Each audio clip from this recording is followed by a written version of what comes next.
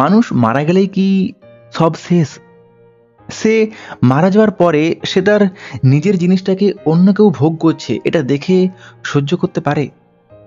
বা সে বেঁচে থাকাকালীন যদি কারোর কাছ থেকে কোনো কষ্ট পায়, কারোর কাছ থেকে অপমানিত হয়, বা কারোর জন্য যদি তাকে মারা যেতে হয়, তাহলে সে কি মৃত্যুর পরেও সেই ব্যক্তির উপর রাগ পুষে রাখে? বা সে কি ফিরে এসে তার উপর প্রতিশোধ নিতে পারে? এটা কি আদৌ সম্ভব? না মানুষ মারা গেলে তার সমস্ত স্মৃতি, কষ্ট, দুঃখ সেগুলোও মারা যায়? কোনটা ঠিক? এই প্রত্যেকটা প্রশ্নের সঠিক উত্তর জানতে হলে ঘটনাটা একদম শেষ পর্যন্ত শুনুন। তো যাই হোক, আমি আর বেশি কথা বাড়াবো না। আমি চলে যাব আজকের মেন ঘটনায়। আজকের এই ঘটনাটি কলকাতার গড়িয়াহাট থেকে সুমনা চ্যাটার্জি লিখে পাঠিয়েছে। তো এই সুমনাদি ঠিক যেভাবে ঘটনাটি লিখে পাঠিয়েছে আমি ঠিক সেভাবেই ঘটনাটি পড়ে শোনাচ্ছি। হাই উৎপলদা, আমি সুমনা চ্যাটার্জি কলকাতার গড়িয়াহাট থেকে তোমাকে একটি সত্যি ভৌতিক ঘটনা লিখছি। তবে প্রথমেই বলে রাখি, এই ঘটনাটি আমার নিজের বা আমার পরিবারের কারোর সাথে ঘটেনি। এই ঘটনাটি আমি শুনেছি আমার দিদা আর গৌরী মামির কাছ থেকে। তবে এখানে বলে রাখি, এই গৌরী মামি আমার নিজের মামি নয়। আমার মামা বাড়ির ঠিক পাশের বাড়িটাই ওনার বাড়ি, তাই ওনাকেও আমি মামি বলে ডাকতাম। এখানে আরেকটা কথা বলে রাখি, এখন আমি তোমাকে যে ঘটনাটি বলতে চলেছি, এই ঘটনাটি থেকে প্রায় 25 বছর আগেকার ঘটনা। আর এই ঘটনাটা ঘটেছিল কলকাতার সুভাষ গ্রামে। হ্যাঁ, সুভাষ গ্রামেই আমার মা বাড়ি। যদিও সেকালে সুভাষ গ্রাম সত্যিই গ্রাম ছিল, চারিদিকে ফাঁকা জমি, ঝিল, ছোট ছোট পুকুর। তবে এখন কিন্তু সুভাষ গ্রাম তার রূপ পুরোই বদলে ফেলেছে। গৌরী মামির স্বামীর নাম ছিল ভোলানাথ নস্কর। সবাই ওকে ভুলু ভুলু করে ডাকত। ওই ভুলু মামার 2 বার বিয়ে। উনি প্রথম বিয়েটা করেছিলেন প্রেম করে। ওই প্রথম স্ত্রীর নাম অর্পিতা। সবাই ওকে ভালোবেসে অপু অপু বলে ডাকত। বেশ ভারী সুন্দর দেখতে ছিল, ছোট্ট চেহারার গঠন, চোখ দুটো টানা টানা, কমর অবধি ঘন চুল, আর তেমনি গায়ের রং। ভুলু মামাদের বৈবাহিক জীবন বেশ ভালোই কাটছিল, কেননা মাত্র 3 জন ফ্যামিলি মেম্বার, ভুলু মামা, অপু মামি আর ভুলু মামার বাবা রতন দাদু। ভুলু মামার মা অনেক আগে মারা গিয়েছিলেন। ওনার কিছু না একটা রোগ হয়েছিল। তবে এই রতন দাদু মোটেও ভালো মানুষ ছিলেন না, খুবই খিটখিটে আর নেশাখোর মানুষ ছিলেন। আর সত্যি কথা বলতে, কয়েক বছর পেরোনোর পর এই রতন দাদুই মামির জীবনটাকে পুরো অতিষ্ঠ করে তোলে। মামির উপর বিভিন্ন রকমের অত্যাচার শুরু করে, মারধর, গালিগালাজ, মানে জীবনটাকে পুরো বিষিয়ে তোলে। কারণটা কি? না, মামির সন্তান হচ্ছিল না। তবে ভুলু মামা কিন্তু কোনোদিনই মামির উপর অত্যাচার করেনি। তবে সে নিজে অত্যাচার না করলেও বাবার অত্যাচারের প্রতিবাদও করেনি। এখানে আরেকটা কথা বলে রাখি, সমস্যাটা কিন্তু মামির ছিল না, সমস্যাটা ছিল ভুলু মামার। কেননা মামি অনেক জায়গায় অনেকবার ডাক্তার দেখিয়েছে, আর প্রত্যেক জায়গায় প্রত্যেকটা ডাক্তার একটা কথাই বলেছে যে সমস্যাটা আপনার নয়, আপনার স্বামীর। মামি এই কথাটা কোনোদিনই কাউকে বলেনি, কেননা মামি মনে করতো যে এই কথাটা পাশ কান হলে মামা লজ্জিত হবে। তাই মামি মুখ বুজেই থাকতো, সমস্ত জ্বালা নিজেই সহ্য করত, আর মাঝে মাঝে আমার দিদার কাছে এসে হাউমাউ করে কাঁদত। এইরকমই একদিন সন্ধেবেলায় মামি আমার দিদার কাছে আসে। দিদা তখন রান্নাঘরে রান্না করছে। মামি দিদাকে বলে উঠল, আচ্ছা কাকিমা, কাল সকালে যদি ঘুম থেকে উঠে শুনেন যে আমি আর বেঁচে নেই, তাহলে আমার জন্য কষ্ট পাবেন। এই কথাটা শুনেই দিদার বুকটা ছ্যাক করে কেঁপে ওঠে। দিদা গম্ভীর কণ্ঠে বলে ওঠে, এই মা, এ কি অলক্ষণে কথা! খবরদার, আমি যেন দ্বিতীয়বার তোমার মুখে এইরকম কথা না শুনি। আমরা সবাই তোমাকে কত ভালোবাসি, আর তুমি এইসব কি বলছো? আচ্ছা, বাড়িতে কি কোনো ঝামেলা হয়েছে? মানে তুমি হঠাৎ এইরকম কথা বললে? মামি এবার হাসতে হাসতে বলে ওঠে, আরে না না, ওইরকম কোনো কিছুই না। আসলে আমি একটু ইয়ার্কি করছিলাম, দেখছিলাম আপনি আমাকে কতটা ভালোবাসেন। দিদা এবার বেশ রেগে ওঠে আর বলে ওঠে, দেখো অর্পিতা, এটা কিন্তু কোনো ইয়ার্কির কথা নয়, আর খবরদার এরকম ইয়ার্কি আর কখনোই করবে না। আমার কিন্তু এগুলো মোটেও পছন্দ নয়। মামি সেদিন অনেক রাত পর্যন্ত দিদার কাছে ছিল, দিদার সঙ্গে অনেক গল্প গুজব করেছিল। এমনকি রাতের বেলায় দিদার হাতের লুচি আর পায়েস খেয়ে তারপরে বাড়ি ফিরে। তবে সেই খাওয়াটাই যে মামির জীবনের শেষ খাওয়া ছিল, সেটা দিদা তখনও বুঝতে পারেনি। কেননা মামি সেদিন রাতেই গায়ে আগুন লাগিয়ে আত্মহত্যা করে। দিদারা যখন দেখে যে অপু মামিদের বাড়িতে আগুন জ্বলছে, যখন তাদের বাড়িতে পৌঁছায়, তখন মামির দেহটা পুড়ে পুরো ঝলসে গেছে। তবে সময় তো আর কারোর জন্যই থেমে থাকে না, তাই আবারও যে যার মতন ব্যস্ত হয়ে পড়ল। কয়েক মাস পেরোতে না পেরোতেই ভুলু মামা আবারও একটা বিয়ে করলো।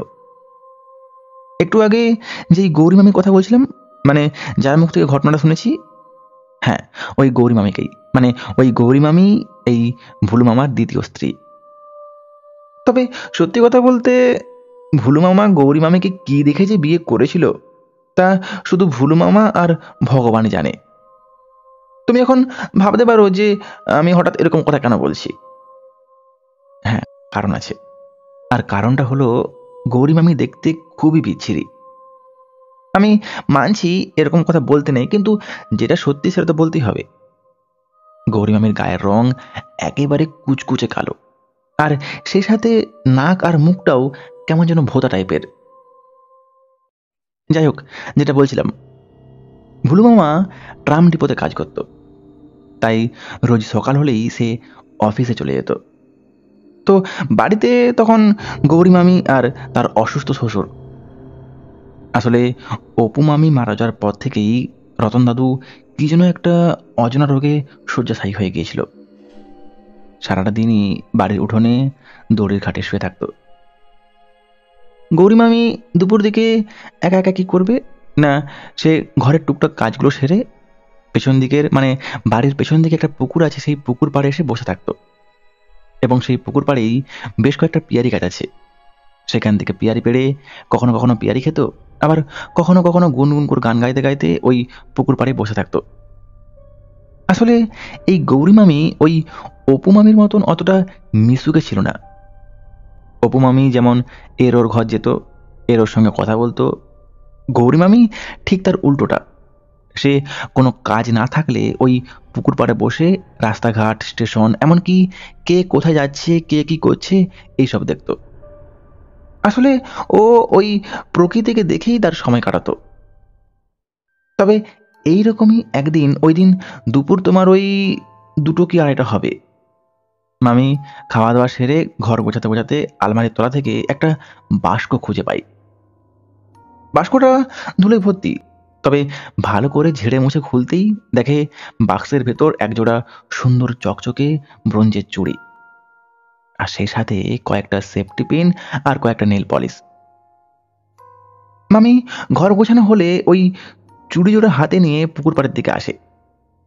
পুকুর পাড়ে বসে পেয়ারা খেতে খেতে ওই চুড়িগুলোকে ভালোভাবে ঘুরিয়ে ঘুরিয়ে দেখতে থাকে, আর মনে মনে ভাবতে থাকে যে সত্যি চুড়িগুলোর নকশাটা খুবই সুন্দর, ভারী চমৎকার। মামি সঙ্গে সঙ্গেই চুড়ি দুটোকে 2 হাতে গলিয়ে নেয়।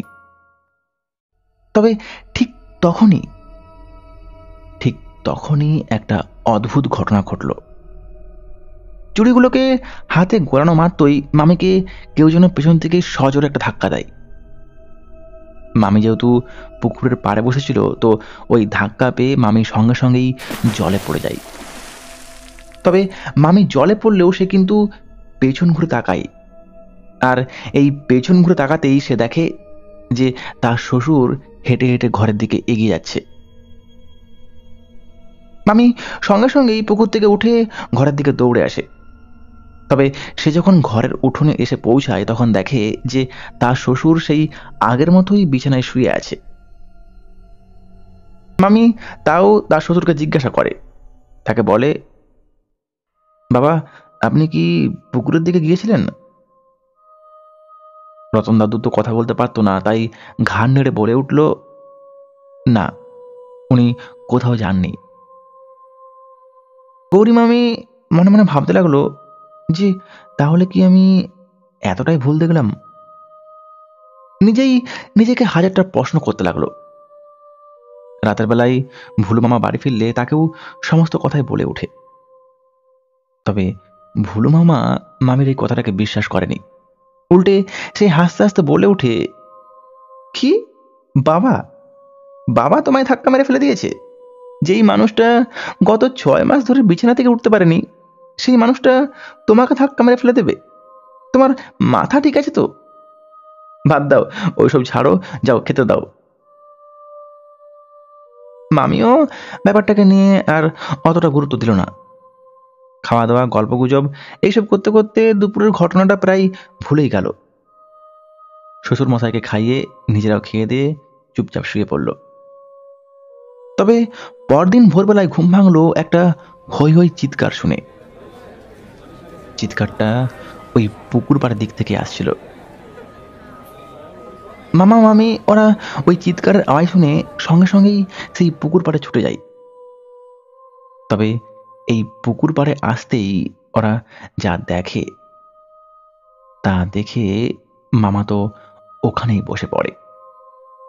ওরা দেখে যে রতনদাদুর দেহটা পুকুরের জলে ভাসছে। তবে অবাক করার বিষয়, মৃতদেহটা পুরো ফুলে ফেপে উঠেছে। মানে দেহটাকে দেখে বোঝা যাচ্ছে যে সারাটা রাত রতনদাদুর দেহটা পুকুরের জলেই পড়ে আছে। কেননা সারা রাত জলে না থাকলে কখনোই দেহটা এতটা ফুলতো না। এছাড়াও আরো একটা অদ্ভুত বিষয়, রতন দাদুর চোখগুলো বড় বড় মার্বেলের মতন হয়ে গিয়েছিল, আর মুখটা হা করে খোলা, এবং জিভটা প্রায় ইঞ্চি 2 বেরিয়ে এসেছিল। মামি তো রতন দাদুর ওই দৃশ্য দেখে সঙ্গে সঙ্গে ওখানে বমি করে ফেলে। আর ওদিকে মামা সে তো হাউমাউ করে কাঁদতে শুরু করে, কারণ মা সে তো অনেক আগে মারা গিয়েছে। সম্বল বলতে একমাত্র বাবাই ছিল, সেও চলে গেল। তবে পাড়া প্রতিবেশীরা বলাবলি করতে লাগলো যে রতন দাদু তো হাঁটাচলা করতে পারে না, তাহলে ও পুকুর অবধি আসবে কি করে? এটা নিশ্চয়ই এদের স্বামী স্ত্রীর কাজ। এরা দুজন মিলে এমনটা করেছে। সংসারের বোঝা বাপটাকে মেরে ফেলার জন্যই এমনটা করেছে। তবে সেই গুজব ধোপে টিকল না, কারণ তখনই ওই পাড়ার এক ভদ্রলোক বলে উঠলেন যে উনি নাকি রোজ রাতে লাস্ট ট্রেন থেকে নেমে যখন বাড়ি ফিরতেন, তখন বাড়ি ফেরার পথে উনি প্রায়ই রতন দাদুকে ওই পুকুরের পাড়ে বসে থাকতে দেখেছেন। কতবার তো উনি রতন দাদুকে বলেওছেন যে, কাকা, রাত তো অনেক হয়েছে, এখানে কি করছো? যাও, ঘরে যাও। রতন দাদু তখন কখনো কখনো ওনার কথা শুনে ঘরে গেছেন, আবার কখনো কখনো ওনার কথাকে পাত্তা না দিয়ে ওখানেই বসে থাকতেন।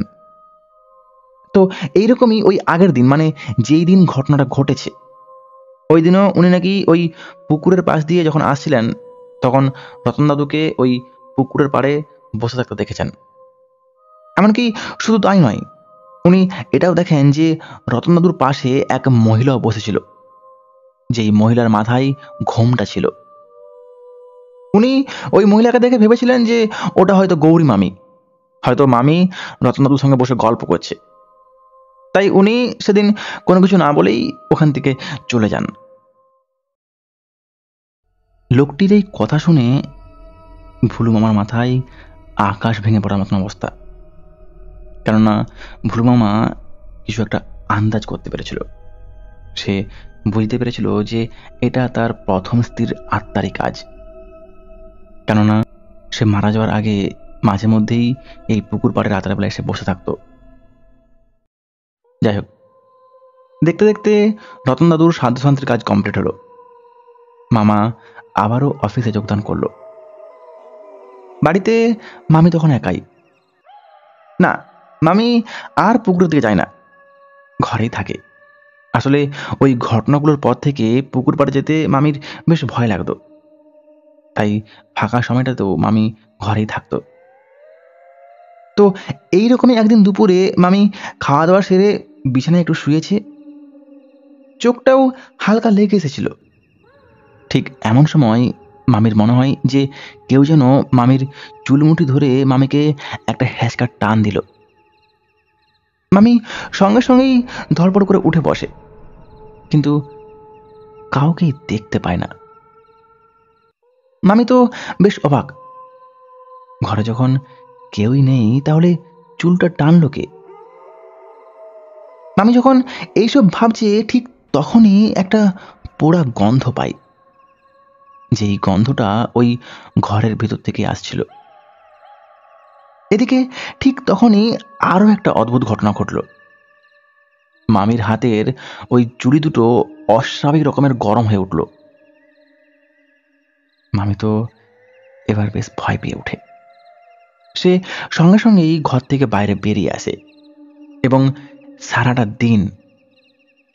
দিন ঘরের বাইরে উঠোনে বসেই কাটাই।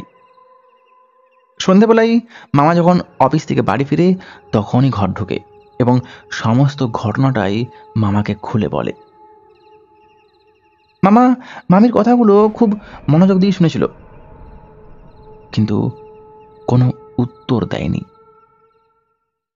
রাতের খাওয়া দাওয়া সেরে ওরা এবার শুলো, তবে বেশিক্ষণ শুয়েনি। খুব জোর হলে ওই 10 থেকে 15 মিনিট হবে। আর ঠিক এমন সময় ওরা হঠাৎই একটা আর্তনাদ শুনতে পেল, যেই আর্তনাদের আওয়াজটা ওদের উঠোন থেকে আসছিল।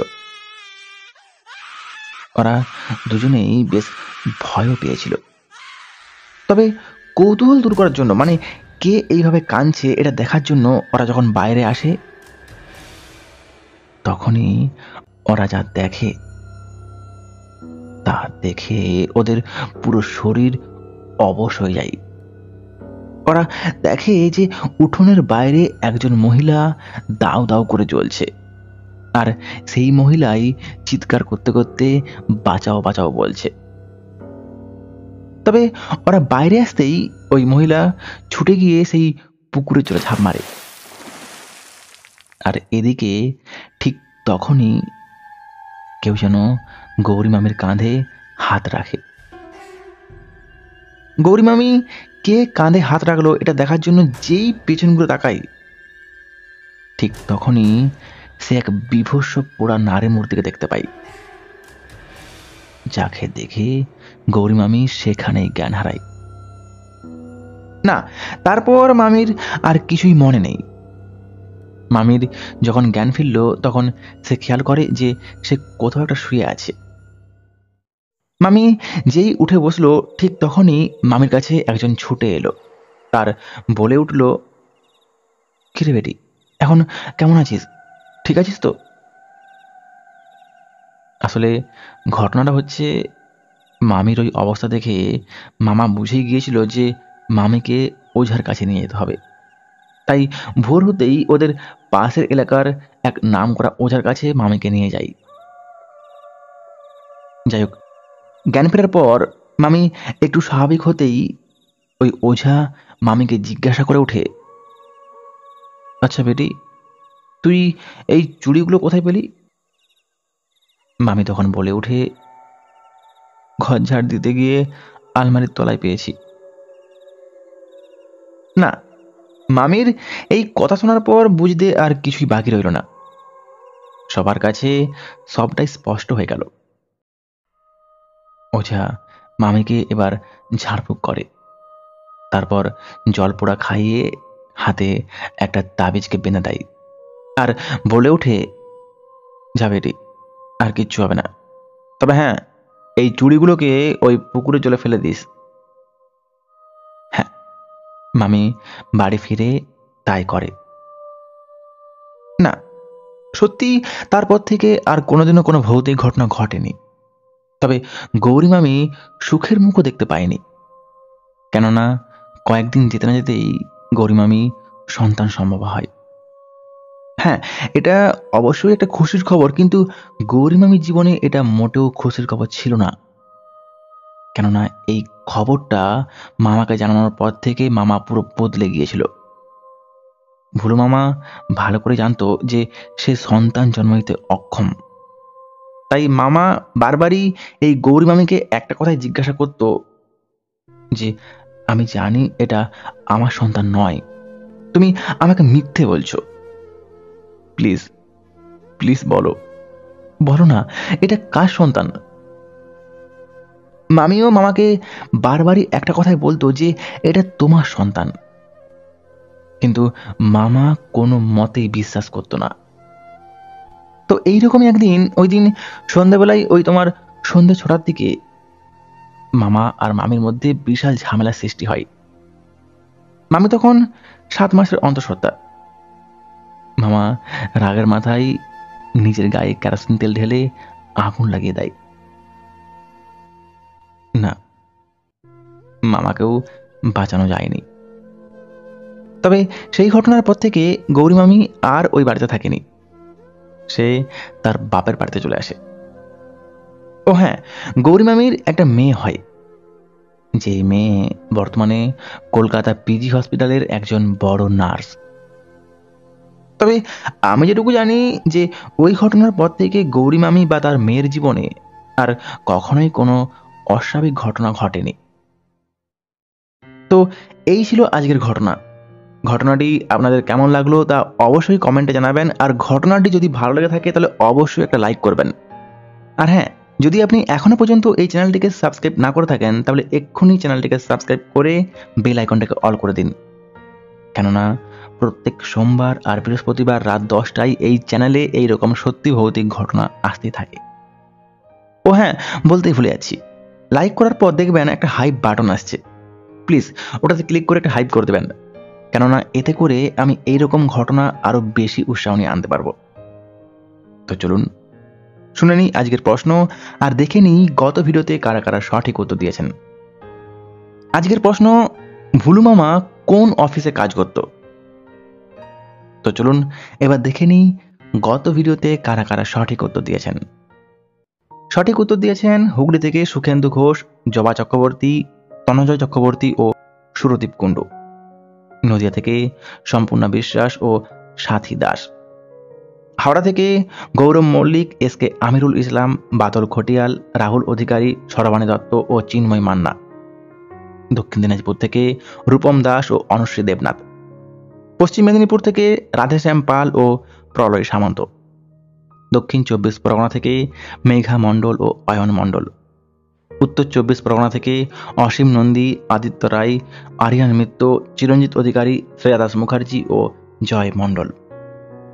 মুর্শিদাবাদ থেকে সোমনাথ মণ্ডল, কলকাতা থেকে সৌজাত্য ঘোষ ও মমতা মুখার্জি, এবং সর্বশেষ বাঁকুড়া থেকে নীলকণ্ঠ শেঠ ও প্রিয়াঙ্কা দে। তো চলুন আবার দেখা হবে বৃহস্পতিবার রাত 10টায়। ততক্ষণ সবাই ভালো থাকবেন, সুস্থ থাকবেন, নিজের ও পরিবারের খেয়াল রাখবেন।